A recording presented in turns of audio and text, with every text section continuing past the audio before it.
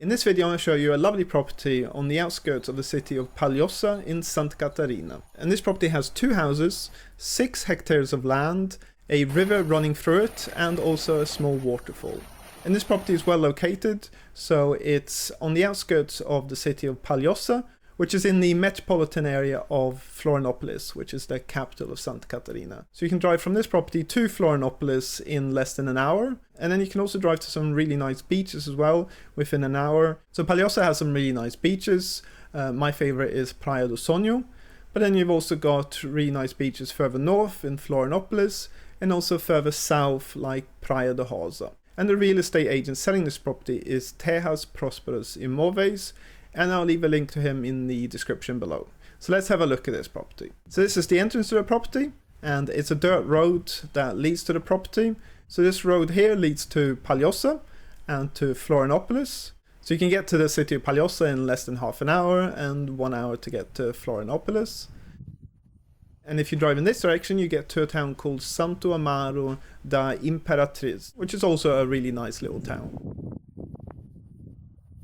And as you enter the property, you can see here they've just got a simple gate, and that's because this area is really safe and calm. And you can see the fence here to the right, so this marks the boundary with the neighbor.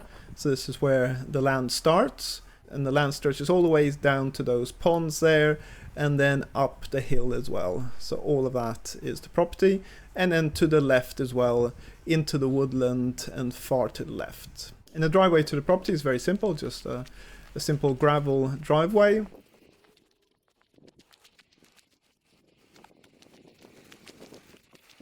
And here you can see the 2 houses on the property. So you've got a small one right next to the pond, and then a bigger one a bit further on. And all that you can see here is part of the 6 hectares of land. Let's go down and have a look at the ponds and also the smaller house.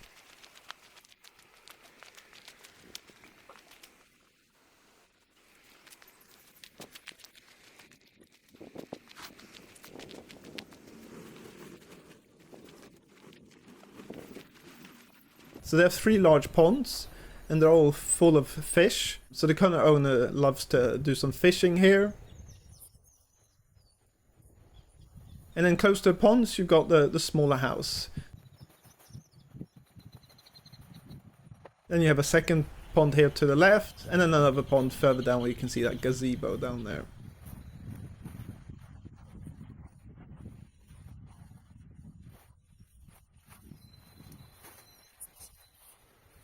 And here you can see some splashing, so that was a fish that jumped out of the water. So here you can see the smaller house.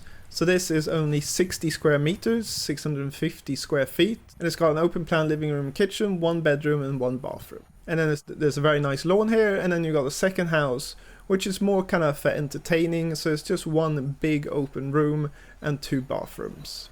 But let's have a look at the small house first.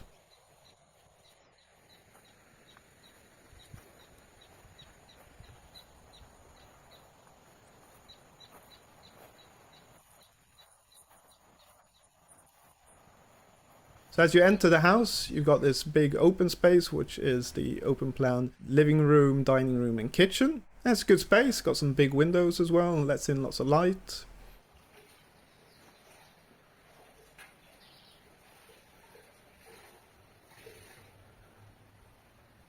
And beyond that you've got the bedroom.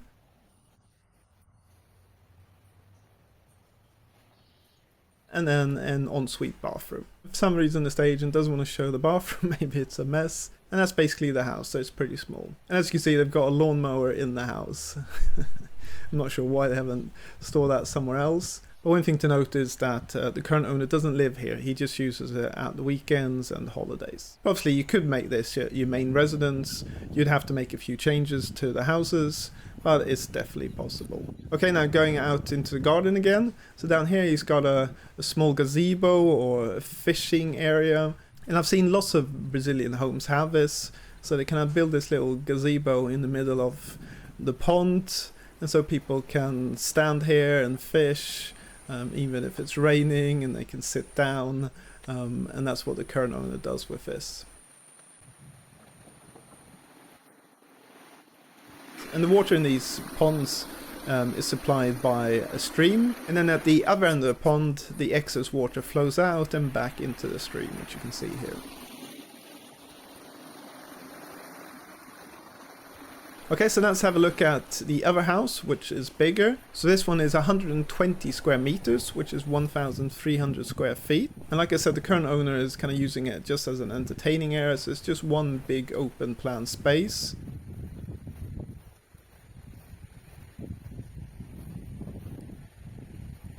So as you walk in, you can see it's a big space. And on the left here, you've got lots of tables and chairs. And then at the far end, you've got a kitchen. And it's got very high ceilings. Yeah, it's not really a ceiling though, is it? It's just a simple roof up there. And you can see some sunlight coming through the gaps between the roof and the walls. And that certainly needs to be resolved, because you're going to get a lot of bugs into this place if you've got big gaps like that. And if you go to the kitchen, they've got a big counter here. And then they've got a gas-fired oven and stove. And then next to that you've got a wood burning oven and stove, and then also a charcoal barbecue. So it's definitely a big kitchen, and some nice views from the window. And if you look out this window, you can see they've actually got another little pond here. They love their ponds. And then also a little house up the hill, and that's actually a chicken coop. Looks a bit like a children's playhouse, but it's a chicken coop. And then on the other side, they've got a big sitting area here with a big blue sofa. And again, surrounded by big windows.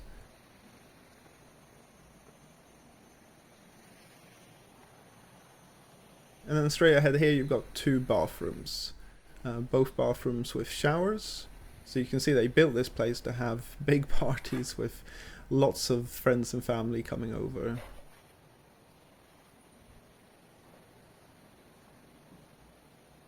So yeah, this house is just one big open space, but you can change the layout inside and actually make it into a nice home if you wanted to. So now let's go out into the garden again.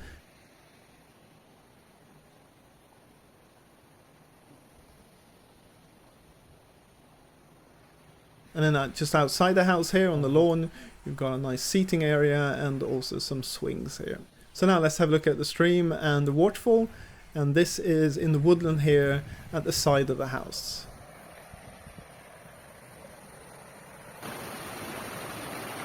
So this stream here and the woodland is all part of the property, and you need to walk up this stream here to get to the waterfall. And here you can see the waterfall. So it's not one of the biggest, but still very beautiful. The water though is very cold. But the water is clean apparently, according to the owner, because it comes from a natural spring a bit further up. Obviously it's always good to check that if you're interested in buying this property. I mean, this is very nice, and it's always great to have something like this on the property.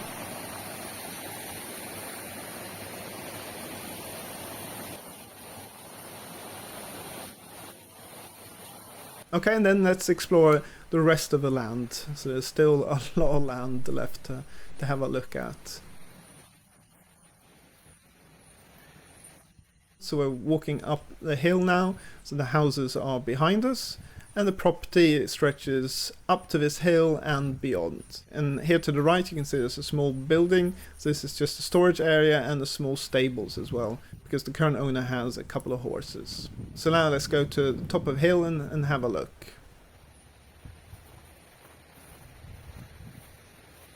Okay, so now we're at the top of a hill, so you can see a couple of horses that the current owner has. And so the land stretches in all directions here, so into the woodland here, further down the hill on the other side, and you've got some lovely views up here. Also you can see it's quite flat up here, so it is possible to build another house up here if you wanted to. Obviously it would be a fair bit of work, because you need to have a road that leads up to here, and then water and electricity and internet. But it would be a great place to build a house with these great views. Okay, so now we're looking back down the hill to the two houses. You can see at the bottom there. And so the land is a bit narrow down there where the houses are, but then it stretches out more to the left where the woodland is, and then further to the right as well, with all this woodland here to the right.